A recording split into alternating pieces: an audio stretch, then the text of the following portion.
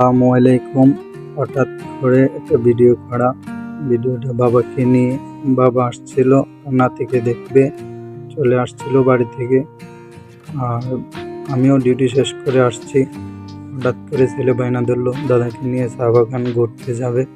সেই জন্য আমার একটা সেরা মুহূর্ত, আমিও না করতে পারলাম না, নিয়ে চলে আসলাম চা বাগানে। চা বাগানটা ঘুরে দেখতে দেখতে আসলে খুব সুন্দর একটা মুহূর্ত, দাদা নাতিনের ভালোবাসার মুহূর্তটা দেখতে পারলাম। আমার জীবনের সেরা একটা ভিডিও, মিস করবো বাবাকে অনেক।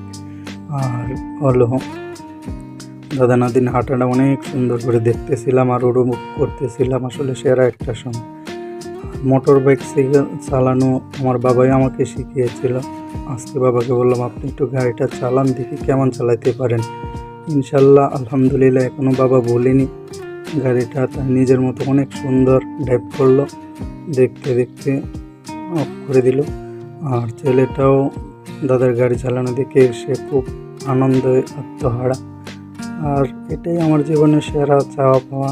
বাবাও চলে যাবে আজকে, মনটা